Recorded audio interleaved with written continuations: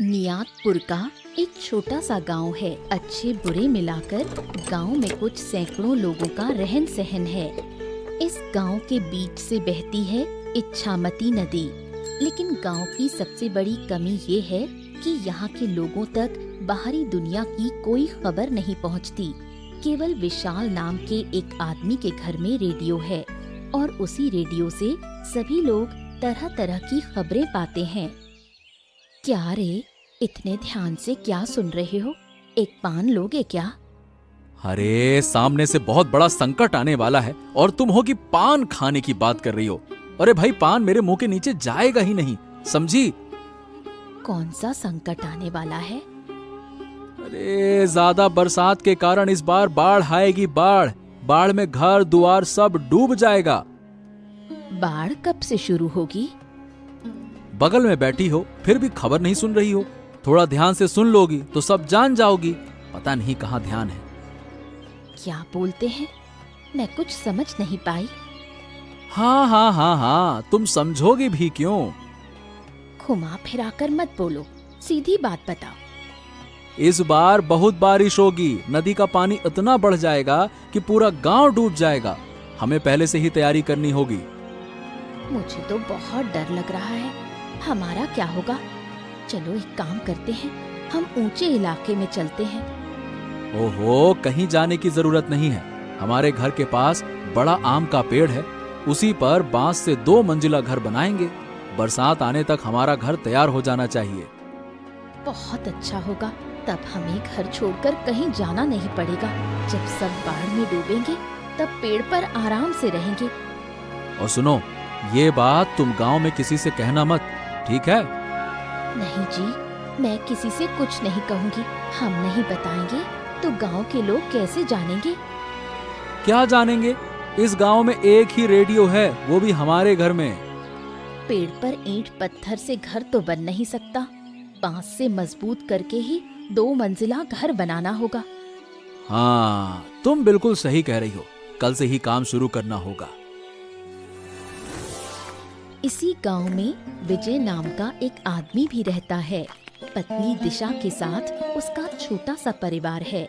वो लोग विशाल के पड़ोसी हैं। विजय दिन भर मेहनत करता और रात को घर लौटता और फिर दिशा से तरह तरह की नोकझोंक होती। ये तुम्हारे घर आने का समय है। इधर मैं दिन भर अकेली घर में पड़ी रहती हूँ, उसकी तुम्हें कोई परवाह नहीं। अरे तो क्या करूं? मैं जानबूझकर तो देर नहीं करता। दिन भर बहुत काम रहता है। काम करके ही देर से लौट पाता हूँ। क्या करूं? इतना काम करके होगा क्या? अरे भाई, काम ना करूं तो घर कैसे चलेगा? दिन भर मेहनत करके लौटा हूँ और तुम अच्छा व्यवहार करने की बजाय झगड़ा कर रही हो। क्या करूं? दिन भर अकेले रहते रहते मेरा मूड चिड़चिड़ा हो गया है। अरे भाई, तो दिन भर अकेले क्यों रहो? आसपास के लोगों से बातचीत तो कर सकती हो ना। तुमसे एक बात कहनी थी। क्या?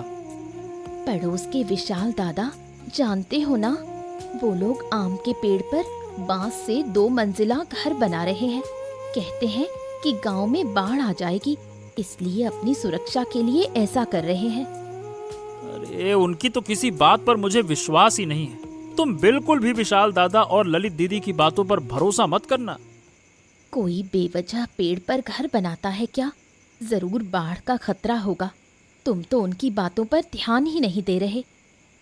हाँ, देखो ऐसा है, मैं उन्हें बहुत अच्छे से जानता हूँ। झूठ बोलना और चालाकी करना ही उनका काम है। पेड़ पर घर बनाकर सबको दिखाना चाहते हैं कि देखो, हम पेड़ पे रहते हैं।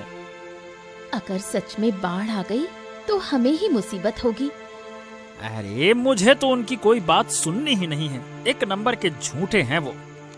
ठीक है, उनकी बात अब मैं नहीं कहूँगी। तुम हाथ मुंह धो लो, मैं खाना परोसती हूँ। कई दिन बीत गए। बरसात भी शुरू हो चुकी है। उधर शहर में अचानक चोरी की घटनाएं बढ़ने लगी हैं। एक दिन कुछ पुलिस वाले निताईपुर गांव में एक चोर की तलाश करने पहुंचे। क्या घर में कोई है क्या? जरा बाहर आइए। पुलिस मेरे घर पे आई है? आप लोग क्यों आए हैं? बताइए क्या क्या चाहिए? बात यह है कि हम एक चोर की तलाश में आए हैं। शहर के राइस मिल से बहुत सारा पैसा चोरी करके भाग गया है वो। अच्छा, अरे भाई तो चोर की तलाश में मेरे घर क्यों आए हैं? यहाँ कोई चोर नहीं है, कहीं और खोजिए, वहां मिलेगा, यहाँ नहीं है। ये चोर इसी गांव में है। पूरे गांव में तलाश कर लिया, कहीं नहीं मिला। बस आपके घर की तलाशी बाकी थी। अरे भाई मैं कह रहा हूं ना, मेरे घर में कोई चोर वोर नहीं है। गजब बात करते हैं आप भी। अगर मेरी बात पर भरोसा नहीं है, ठीक है तो ले लीजिए तलाशी, ले लीजिए तलाशी। अरे अरे अरे, आप इतना गुस्सा क्यों हो रहे हैं? सिर्फ आपके घर की नहीं, पूरे गांव को छान मारा है। चोरों का आतंक बहुत बढ़ गया है। अगर चोर पकड़ में नहीं आया तो देखना, एक दिन आपके घर में भी चोरी हो जाएगी। समझ रहे हैं ना? अरे जब चारों तरफ इतने चोर हैं तो आप लोग क्यों हैं? आपका काम है ही क्या? एक छोटे से चोर को तो पकड़ नहीं पा रहे हैं, बड़े बड़े अपराधियों को कैसे पकड़ेंगे? अपने आप को बहुत ज्यादा समझदार समझते हो। ज्यादा समझदार बनना भी अच्छा नहीं होता है। वाह वाह वाह वाह वाह, सच्ची बात बोलते ही लोगों को ज्यादा समझदार कहा जाता है। आप लोग तो सरकारी नौकरी करते हैं, आराम से बैठे रहते हैं, बड़े बड़े अपराधियों से पैसे खाकर अमीर बन जाते हैं, और छोटे से चोर को पकड़ नहीं पा रहे। मुझे तो सोचकर ही हंसी आ रही है। अरे चलो यहाँ से, इस आदमी की फालतू बातें सुनने का समय नहीं है। चलो। हाँ हाँ, क्या हो गया? घर की तलाशी लिए बिना ही जा रहे हैं, क्या हो गया है? हाँ हाँ ठीक है, हमें समझ में आ गया कि आपके घर में कोई चोर नहीं है। हाँ, बच गए। बरसात का कहर और बढ़ता जा रहा है। इच्छामती नदी का पानी गांव में घुसने लगा है। अब जाकर गांव वालों को समझ आया कि इस बार का पानी पूरा गांव डुबो देगा। उधर राइस मिल से पैसे चुराने वाला चोर विशाल के घर में छिपा बैठा है। अरे भाई, पुलिस आई थी, चालाकी से भगा दिया। लेकिन ये बताओ कि तुम्हें आसरा देने से हमें क्या फायदा? एक बार बचा लिया तो बार बार बचाऊंगा, ये मत सोचना। अरे अगर मुझे पुलिस के हवाले नहीं करोगे ना तो तुम्हें बहुत फायदा होगा। वाह वाह वाह वाह वाह, सुनो तो सही, बताओ बताओ बताओ, क्या फायदा होगा? कहीं हमें बेवकूफ तो नहीं बना रहे हो? अरे कैसी बातें करते हो, मैं तुम्हें बहुत कुछ दूंगा। ये लो, ये रहे 5,000 रुपए, अब से ये तुम्हारे। हाँ, 5,000 रुपए लाओ, दो। हाँ, और भी बहुत कुछ दूंगा, लेकिन एक शर्त है, मेरी बात पुलिस को जरा भी पता नहीं चलनी चाहिए। हाँ हाँ हाँ हाँ, मैं वादा करता हूँ तुम्हारी बात कोई नहीं जान पाएगा। तुम यहाँ निश्चिंत होकर रह सकते हो। ये तो सही है। तेज बारिश में विजय शहर से काम करके लौट रहा था। तभी उसने विशाल के घर में हो रही सारी बात सुन ली। सब सुनकर विजय जल्दी जल्दी घर लौट आया। तुम ऐसे हांफते हांफते घर में क्यों घुसे? अरे सुनो, तुम्हें कुछ जरूरी बात बतानी है। पुलिस जिस चोर को खोज रही है ना, अरे वो चोर तो विशाल दादा के घर में बैठा है। हाँ, पेड़ पर जो घर उन्होंने बनाया है उसी में बैठकर चोर उनसे बातें कर रहा था, मैंने सुना। ओ माँ, सच में? उन्होंने आखिरकार एक चोर को आसरा दे दिया। बहुत ही स्वार्थी लोग हैं।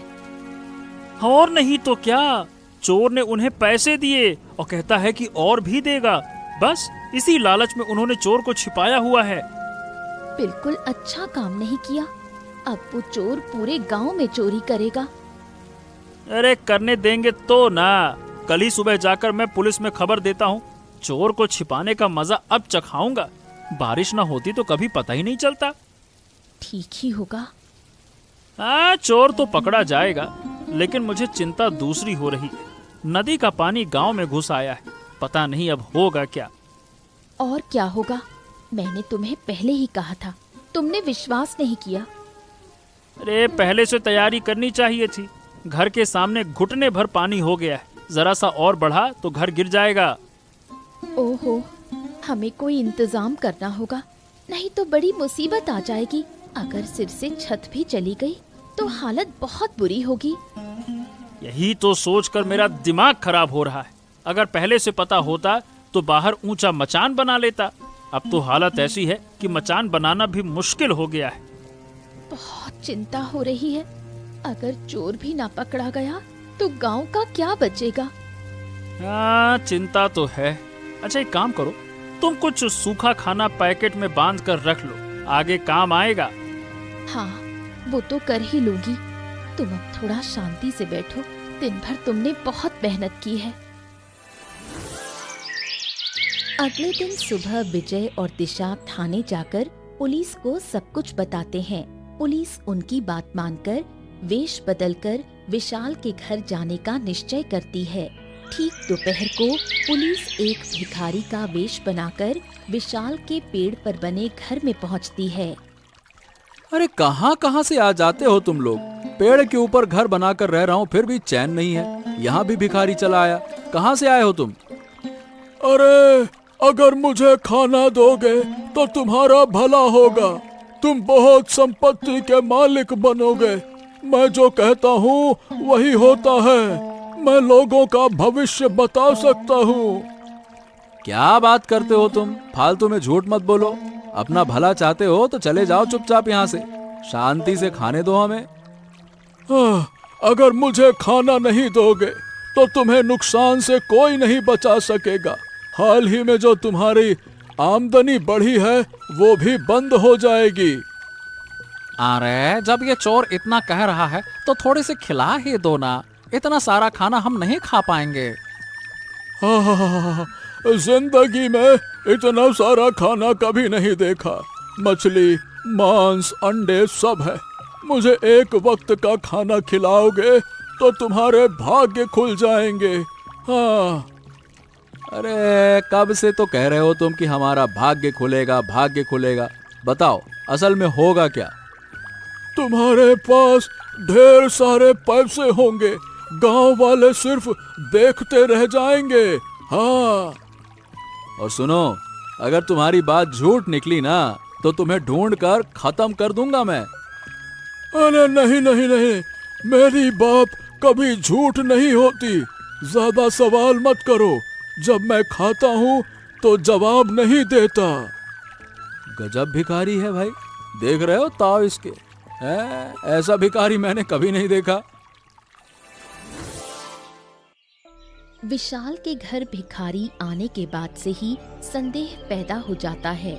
ललिता और विशाल बहुत चालाक हैं, इसलिए किसी मुसीबत में पड़ने से पहले वो पेड़ पर बने घर से भागने का निश्चय